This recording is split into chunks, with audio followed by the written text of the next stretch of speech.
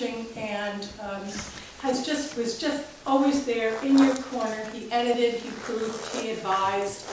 He held your hands while you shrieked in the corner, and was generally there for everybody.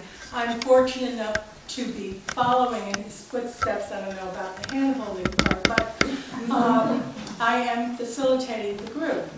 And a while ago, some of us got together thinking about how can we put something together that shows people what we do and how we write. And somebody said, oh, let's do a book. But, a book, it's out there. It's done, it's finished, that's it. But we decided to do a website because it's a living thing. And it continually changes, it gets updated, it gets fussed with, and you can constantly work on it, and it reflects the ongoing business of the group. So we each have our own page. There's a home page, of course. Rachel over there looking busily at her camera, and I and Stephanie Reeve over here, who are the kind of technical brains behind this, so to speak. And we got everybody to be brave enough to push buttons and click on things. And for those who were not brave enough, and Ted here, he also helped. Modest. But people who were brave enough set up their own pages, and we got it all together, and we kept saying, oh, let's go launch it in February. No, we can't do that. Let's launch it in January. Anyway, we ended up on March 18th. Got some very good press from Melanie Lowers in the Cape Cod Times on Easter Sunday, and a very nice article in the Cape Cod Chronicle, both the Chatham and Harwich editions, this past Thursday. So, we are constantly, let's say that. We have to work out how this works for us and incoming members. Rising Tide Writers, the website, and those of us who belong to it, technically is not a library program. The Writers Group is a library program, and we cannot say to you, you can't come. We've got 21 active members every summer. I go through the same thing. Can you just cap the membership, please? Because it gets to the point where a writers group does not function with so many people. And they always say no.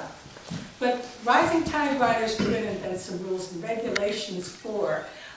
We all got interested people when we launched our site. Oh, how can I be part of it? Well, we've been writing together for years, so we're going to work on this and then probably put some information on the website itself. So, has anybody here not been in a writing group? I mean, obviously people who don't write haven't, but writers. Okay, well, what we do is you get a little bit of time to read part of your chapter, or sometimes your whole chapter, whatever it is, and then we all listen and we make discussion, and we have thoughts and critique, and in our group it is not cutthroat. Everybody is very nice, you feel good about what you've written, and we all learn. We learn from each other all the time. And in this group of 21 people, there are 11 published authors, and the others are all working toward publication. And this is really good. I'm very proud of these people, and the writing level is very, very high. So I'm thrilled to be a member of this writing group. I'm thrilled to be sitting in John's chair, although someone sat in it last week. And I'm thrilled to be part of the Rising Tide Writers, and I hope you enjoy what this group has been working on.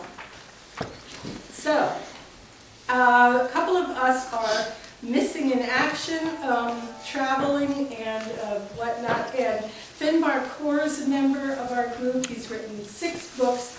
Broken Promises, Whatever Happened to Vatican II is the 6th book, and he's working on the 7th. Rick Fordyce has written a novel called Glen, and a collection of stories from the Pacific Northwest called I Climb Mount Rainier with Jimi Hendrix, high school guidance counselor. It's a true story. Melda Pike is working on a memoir of her own and also some fiction based on a Civil War diary of a great-great-grandparent of some kind, I've forgotten. And Al DeRocha has written a coming-of-age novel, very gritty, called Along the River's Edge. And his new book, The Punkhorn Parklands Mystery, which sounds really creepy, but I think he enjoys that kind of thing. So, everybody today, all the members are going to have 5 minutes to talk to you. Just like in our open mic night, there'll be a 7th inning stretch.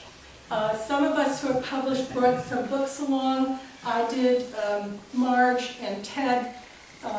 All these other, Finbar, Rick, and Al are all published. Their books are not here, obviously. Bill, Richmond, and Bob Surratt, their books are published as e-books, and I sincerely hope they brought some information for you so that you know where to get them.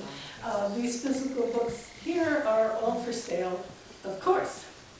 Now, since I am not the podium, I am going first. This is my book, okay? I wrote this